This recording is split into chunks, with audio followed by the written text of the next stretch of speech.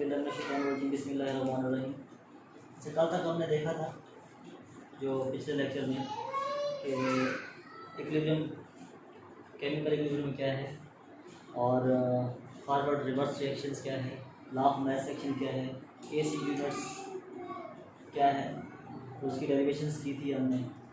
आज जो है ना हम फर्स्ट चैप्टर को आज इंशाल्लाह ऐड करेंगे और उनमें हम ये टॉपिक इंक्लूड करेंगे कि कंडीशन ऑफ इक्विलिब्रियम कांस्टेंट क्या है, कि कौन सी कंडीशंस हैं इक्विलिब्रियम के लिए, कि इक्विलिब्रियम अगर अटेन हो गया है तो उसके लिए कौन कौन सी कंडीशंस हैं कि आपके पास जो इक्विलिब्रियम आ गया है।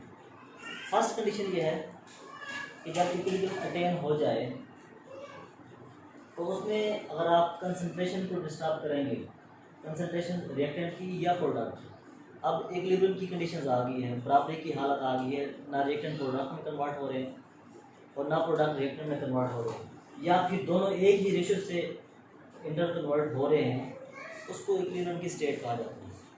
वो स्टेट डिस्टर्ब कैसे हो सकती है? अगर आप उसको अमाउंट ऑफ रिएक्टेंट्स ऐड कर देंगे, ज़रा सी बात है, रिएक्टेंट की कंसंट्रेशन ज़्यादा हो जाएगी तो रिएक्शन जो है ना वो फॉरवर्ड प्रोसीड होना शुरू हो जाएगा। समझ आ गया है कि जब रिएक्टेंट्स ज़्यादा हो जाएंगे तो मज़ीद प्रोडक्ट बनना स्टार्ट हो जाएगा। और अगर हम ऐसा करें कि प्रोडक्ट की कंसंट्रेशन कम करना शुरू कर दें, रिएक्टेंट्स सेम रहे हमारे पास, प्रोडक्ट की कंसंट्रेशन जो है ना हम डिस्टर्ब कर दें, या तो उसके अंदर एक्स्ट्रा प्रोडक्ट ऐड कर दें या फिर पहले से मौजूद प्रोडक्ट को हम वहाँ से रिमूव कर दें, तो दोनों कंडीशंस के अंदर इक्विलिब्रियम की कंडीशन डिस्टर्ब हो जाएगी, यानी कि बराबरी की हालत नहीं रहेगी, एक कंडीशन ज़्यादा हो जाएगी। अगर रिएक्टेंट्स ज़्यादा हो गए हैं तो रिएक्शन फॉरवर्ड मूव करेगा, और अगर प्रोडक्ट ज़्यादा हो गए हैं तो रिएक्शन जो है ना रिवर्स मूव करेगा। एक दो कंडीशंस ये हैं कि दोनों की कंसंट्रेशन जो है ना वो मेंटेन रहनी चाहिए। अच्छा, थर्ड है कि अगर आप उस टेम्परेचर, जो भी उस टाइम पार्टिकुलर टेम्परेचर था, उसको मेंटेन करना है। अगर टेम्परेचर ज़्यादा हो गया, तो टेम्परेचर ज़्यादा होने से क्या होगा कि मॉलिक्यूल्स के दरमियान जो काइनेटिक एनर्जी है वो इंक्रीज़ हो जाएगी, ड्यू टू विच उनकी कोलिजन्स इंक्रीज़ होगी, और इंक्रीज़ होने से जो रेट ऑफ रिएक्शंस है वो डिस्टर्ब होगा, तो इक्विलिब्रियम की कंडीशंस नहीं रहेगी। ये तीन कंडीशंस है इक्विलिब्रियम के लिए, टेम्परेचर, कंसंट्रेशन, रिएक्टेंट और प्रोडक्ट होगी। ठीक है जी। अच्छा, नेक्स्ट है कि हम इसको यूज़ करते हुए रिएक्शन की डायरेक्शन कैसे प्रेडिक्ट कर सकते हैं। कैसा पता चलेगा कि हमने केमिकल्स ऐड किए हुए हैं, कैसे पता चलेगा कि हम रिएक्शन फॉरवर्ड हो रहा है या रिवर्स हो रहा है। हर रिएक्शन के लिए केसी की वैल्यू, क्योंकि इक्विलिब्रियम कांस्टेंट है केसी, इसकी वैल्यू फिक्स है, कांस्टेंट की वैल्यू हमेशा फिक्स होती है, केसी की फिक्स वैल्यू है। हम क्यूसी की वैल्यू, रिएक्शन कोएफिशिएंट की वैल्यू क्यूसी, इसकी मदद से हम बता सकते हैं कि रिएक्शन जो है ना वो किस डायरेक्शन में मूव कर रहा है। मिसाल के तौर पे ये काफ़ी इंपॉर्टेंट सवाल है, अक्सर पेपर में आ भी जाता है। How direction of reaction can be predicted. किसी रिएक्शंस के अंदर आप उसकी डायरेक्शन कैसे प्रेडिक्ट करेंगे कि अभी रिएक्शन फॉरवर्ड मूव कर रहा है, रिवर्स मूव कर रहा है, ये इक्विलिब्रियम स्टेट के अंदर है। इक्विलिब्रियम स्टेट आ गई है या नहीं कैसे पता चलेगा? उसके लिए ना हम क्यूसी की वैल्यू को कंपेयर करते हैं केसी की वैल्यू से। केसी का तो मैं आपको पिछले लेक्चर्स में बता चुका हूँ कि वो इक्विलिब्रियम कांस्टेंट है जो आपके लॉ ऑफ मास एक्शन से हमने ड्राइव किया हो, ठीक है, जो कि है रेशियो है प्रोडक्ट और रिएक्टेंट की, और इनमें जो पावर्स हैं वो दोनों की टॉप पे लिखी जाती है, इन दोनों की रेशियो है इक्विलिब्रियम कांस्टेंट केसी। अब क्यूसी कहाँ से आता है? क्यूसी बेसिकली जो है ना, हम जितने जितने अमाउंट यूज़ करते हैं उस रिएक्शंस के अंदर, रिएक्टेंट्स की, प्रोडक्ट्स की, उस अमाउंट्स की रेशियो को कहा जाता है। हर रिएक्शंस के लिए केसी की वैल्यू फिक्स होगी। मिसाल के तौर पर मैं रिएक्शन लिखता हूँ, गैसेस कंडीशन में हाइड्रोजन जो है ना वो रिएक्ट करती है आयोडीन से, और ये रिएक्शंस होता है, ठीक है, दोनों ही गैसेस कंडीशंस के अंदर है, और ये reverse reaction let's suppose reversible है। इस रिएक्शन के लिए जो ना केसी की जो वैल्यू है वो है 57, ठीक है, समझ आइए यहाँ तक। इसकी जो वैल्यू है के सी की, क्योंकि इक्विलिब्रियम कांस्टेंट है, इसकी एक फिक्स वैल्यू होगी। जिस मिसाल के तौर पर एक पाई भी एक कांस्टेंट है, इसकी एक वैल्यू है 42/7, ठीक है। इस तरीके से के की भी एक फिक्स वैल्यू होती है, लेकिन हर रिएक्शंस की जगह, ठीक है। अच्छा, और क्यू सी कैसे आता है? क्यू सी जो है वो आता होता है, फर्स्ट ग्राम इसके अंदर जो कंसंट्रेशन ऑफ आयोडीन यूज़ की है, वो फर्स्ट ग्राम हमने यूज़ की है 0.2 मोल पर डेसीमीटर क्यूब, ठीक है। और हाइड्रोजन की यूज़ की है, जो यूज़ हो चुकी है इस रिएक्शन के अंदर, फर्ज करें वो है 0.1 मोल पर डेसीमीटर क्यूब।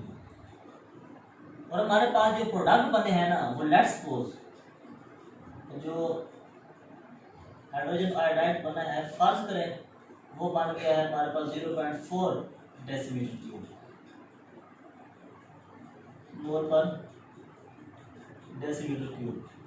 कैसे पता चलेगा? अब रिएक्शंस इस कंडीशन में कहाँ पे है, फॉरवर्ड प्रोसीड हो रहा है या रिवर्स प्रोसीड हो रहा है? इनकी बहुत सारी चीज़ें हमें जो है ना कैलकुलेट कर ले कितने मोल थे, ये तो हमने ऐड करके कैलकुलेट कर लिए, इसको प्रोडक्ट बनने के बाद हमने कैलकुलेट कर लिया, ठीक है। रिएक्शन मिलाने हमने ये ऐड किया, जब चेक किया प्रोडक्ट ये बन चुका है, तो कैसे पता चलेगा कि आप रिएक्शन फॉरवर्ड हो रहा है या रिवर्स हो रहा है? तो हम कंपेयर करते हैं क्यू सी की वैल्यू के साथ।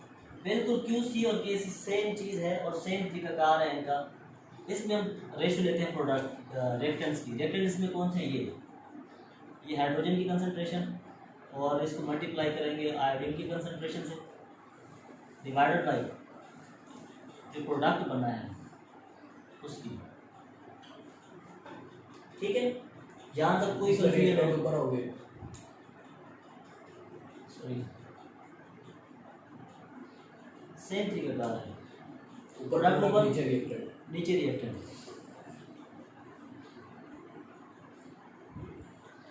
ठीक है। यहाँ तो कोई कंफ्यूजन। सर 4 किसका है? 3 तो ये हमने चेक किया कि उस टाइम बन चुका है, अभी रिएक्शन हो रहा है ना, ये यूज हुआ है, ये बन चुका है, लेट्स सपोज क्या हो रहा है। अच्छा, ये कंफर्म नहीं, ये सपोज की भी वैल्यू है। अच्छा, कि फर्ज करें ये हमने ये यूज किया, ये यूज किया, और उससे हमारे पास ये आ गई, केसी की वैल्यू है वो इस रिएक्शन के लिए फिक्स है, क्योंकि वो तो कांस्टेंट है, उसकी वैल्यू फिक्स है। अब चेक करते हैं कि इस कंडीशन में आके, इस कंडीशन में आके रिएक्शन फॉरवर्ड प्रोसीड करेगा या रिवर्स प्रोसीड करेगा। अब इसके नकूल करते हैं, इसका स्केयर आएगा, क्योंकि इधर देखें तो हमारे पास इसके 2 मोल्स हैं, इसका स्केयर आ जाएगा, ये आ जाएगा 0.4 का स्केयर कैलकुलेटर में निकाल चेक करेगा। और ये है हाइड्रोजन, हमने क्या फर्ज किया है 0.1 मोल, ये फर्ज किया हमने 0.2 मोल। इसको ज़रा चेक करें क्या बनता है, ये बनेगा 0.60 divided by 0.2 I think so, इसको डिवाइड करेंगे तो ये हमारे पास आ जाएगा 0.8, 0.02, इसको डिवाइड करेंगे तो आई थिंक सो ये आ जाएगा,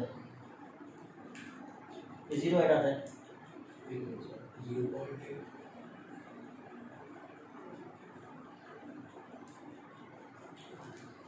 चलिए लेट्स सपोज हमारे पास ये वैल्यू आ गई, इसको डिवाइड करने के बाद कैलकुलेटर में डिवाइड कर लीजिएगा, चेक कर लीजिएगा, वो वैल्यू है हमारे पास 8 आती है, के से 0.08, जस्ट 8 सिर्फ। चलिए जी, ये आ गया हमारे पास क्यू सी, ठीक है। ये हमारे पास आ गया क्यू सी मोल पर डेसीमीटर क्यूब, बल्कि कोई यूनिट नहीं है क्योंकि इसका स्केयर है, इसके और इसके यूनिट जो है वो कट जाएंगे। समझिए कल डिटेल से हमने डिस्कस कर किया था, ये स्केयर है, ये दो बार मोल पर डेसीमीटर क्यूब है, एक बार ये है एक बार ये है, तो काट जाएगा, इसका यूनिट कोई नहीं आएगा, ठीक है। क्यू सी की वैल्यू क्या आ गई 8। अब हम इसको कंपेयर करते हैं, के सी को कंपेयर करेगा क्यू सी, तो क्या है इस वैल्यू के हिसाब से के सी जो है ना वो ग्रेटर है क्यू सी से, के सी की वैल्यू क्यू सी से बड़ी है, या आप कह सकते हैं कि क्यू सी की वैल्यू जो है ना वो स्मॉलर है के सी की वैल्यू से, ऐसा है। ऊपर 57 नीचे QC। हाँ क्यू सी छोटा है ना, के सी की वैल्यू जो है ना वो बड़ी है। अगर क्यू सी की वैल्यू के सी से स्मॉलर हो जाए, इस कंडीशन में रिएक्शन जो है ना फॉरवर्ड होगा।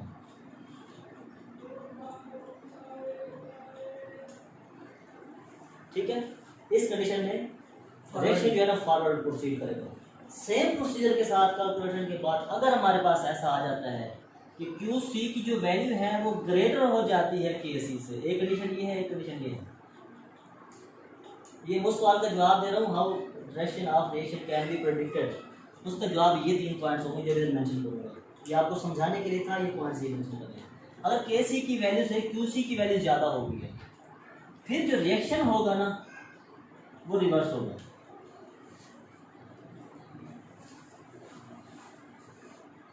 ठीक है सर अगर ये दोनों इक्वल आ जाए तो? अगर दोनों इक्वल आ जाए कि Q C is equal to K C, this condition is known as equilibrium constant.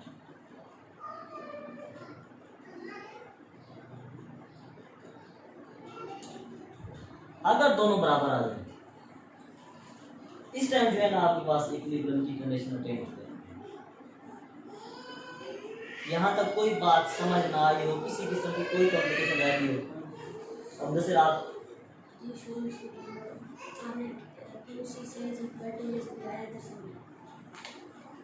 यहाँ से समझिए, यहाँ से आपको समझिए, आपने के सी का यूनिट्स ड्राइव करना सीखा था, आपने कल टेस्ट भी दिया उसका। सेम ऐसा था ना कि ऊपर प्रोडक्ट लिखे थे आपने, नीचे रिएक्टेंट लिखे थे।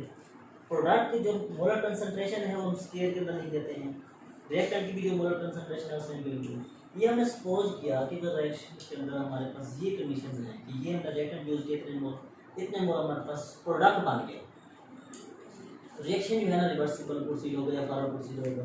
ये हम चेक करने के लिए हमने ये फार्मूला लगाया क्यूसी की वैल्यू चेक करने के लिए, क्यूसी की वैल्यू क्या आ रही है। उस क्यूसी की वैल्यू की बेस पे हमने ये पॉइंट डिस्कस किए कि क्या रिएक्शन फॉरवर्ड प्रोसीड होगा या रिवर्स प्रोसीड होगा। ठीक है, यहाँ तक कोई कॉम्प्लिकेशन? ठीक है।